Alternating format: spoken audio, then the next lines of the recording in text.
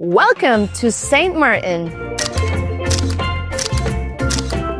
a small island split between two nations located in the Caribbean. There's a French side and a Dutch side. Here at Nomad Capitalist, we've done all the deep dives so you don't have to. So stay tuned. Hi there. My name is Natalia and I am a Research and Development Associate at Nomad Capitalist. And today I want to tell you about one of the most hidden gems in the Caribbean. This is Sint Maarten. But today I want to focus specifically on the Dutch side. The reason why it's because it has a wide variety of residence permits and even a path to citizenship for those who are willing to go for it. If you're a citizen of the European Union, you can technically live and work in Sint Maarten without any sort of residence permit.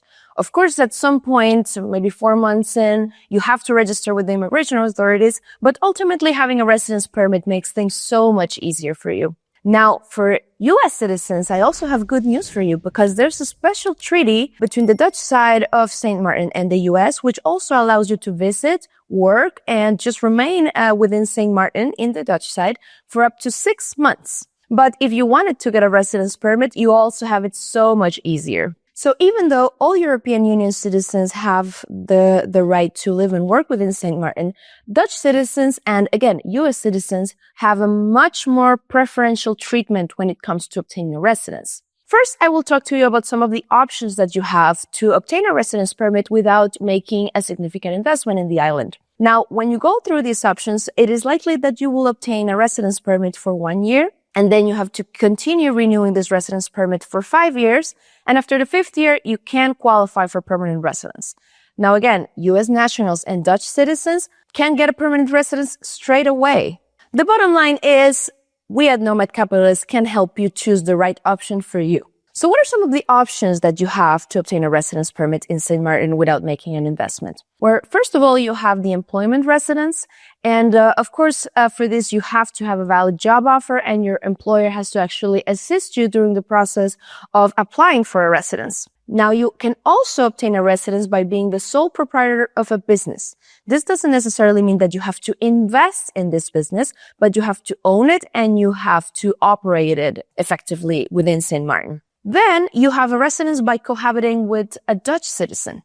Now, this doesn't mean marriage. It only means cohabitation. So you don't have to actually get married, but you do have to sign a cohabitation agreement with this Dutch citizen. On that same note, if, for example, you have already obtained a residence permit, whereas it is by investment or by non-investment, there is a family reunification residence that allows you to bring your family and dependents to Sint Maarten with you. And last but not least, of course, I already mentioned this, but it is noteworthy to say that there is a special kind of residence by virtue of law that applies to Dutch citizens and U.S. citizens, which just obtain a permanent residence straight away, given the treaties and the amicable relations between the two. Now, let's move on to what really interests our clients, and it's the residence by investment. Now, again, Sint Maarten is a hidden gem, but it has a lot to offer when it comes to a comfortable lifestyle.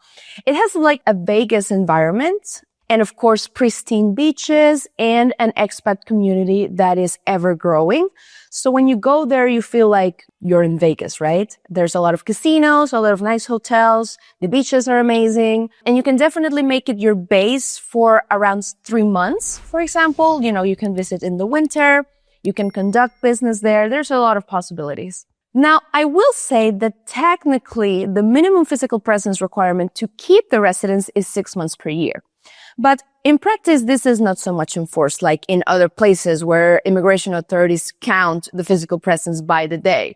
You're perfectly free to remain around 3 months inside of Sint Maarten and keep your residence, especially if you're an investor. So when we talk about residence by investment, there's a little bit of a caveat in terms of whether it is temporary or permanent. And this is because the validity of the residence permit is subjected to you actually keeping ownership of this investment.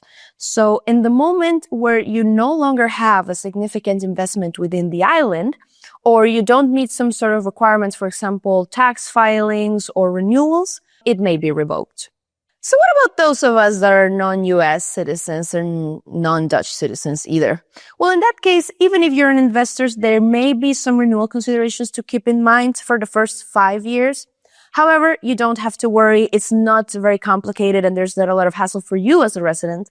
In fact, this process is usually done online. And when you work with on-ground professionals such as, of course, Nomad Capitalist and our legal experts in St. Maarten, this is not a hassle for you at all because usually legal professionals have the capability of doing these renewals for you. So long as you keep the investment active, there should be no hassle for you when it comes to keeping your residence permit. So let's talk about some of the options that you have or that you can invest in to actually get this residence. First and foremost, I'm going to talk about the residence based on real estate. So for this option, it doesn't matter what nationality you have or what age you have. Now, the residence permit by real estate investment in Sint Maarten is so much more flexible than other residence permits by real estate investments that we have out there. And the reason why is because it is very flexible. For example, you can own land, or you can own one property valued at this amount. You can own multiple properties, or even mix it up with some sort of business investment, so long as you meet the minimum threshold of 900,000 florins, which is equivalent to around $500,000 you are perfectly fine. Some additional considerations. There are some tax filings involved always because you do have to remain legally compliant, but in terms of property taxes, you are perfectly fine. Something else that you should do aside from renewing annually if you are non-US or non-Dutch is that every 2 years, and this also applies for US and Dutch citizens, you must make a property appraisal to make sure that the property has kept its value. And this is the reason why we often don't recommend that you invest the minimum. And this is a tip for all of you out there who are doing real estate investment. And it is that you go a little bit above the threshold so that, fluctuations in the market or even in currency do not affect you. Because, for example, in Sint Maarten, every 2 years, you have to perform a property appraisal and present it to government so that they can make sure that the property still meets the minimum value requirement.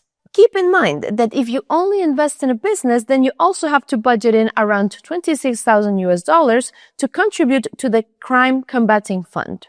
Now, if you are above 50 years of age, you can qualify for the special residence permit for retirees, which reduces the investment amount to only around $225,000 in real estate. But there's some more nuance to this. For example, if you go for this amount or for this residence, the property can only be residential because the idea or the goal of the government of Sint Maarten in this case is that you actually retire there. So it can only be used for residential purposes, so you cannot, for example, rent it as an Airbnb. Now, for this residence, you also need to make an appraisal report every 2 years. And aside from making the investment, you also must show that you have sufficient funds because, again, this is intended for retirees. So you should be able to show that you have at least $20,000 or its equivalent in a bank account. But you do not necessarily need to remit these funds to Sint Maarten. It's just to prove that you have enough income to sustain yourself in the island. But maybe you're listening to this and you're thinking, Natalia, yes, I might want to get a residence permit in St. Maarten, but I don't want to invest $500,000.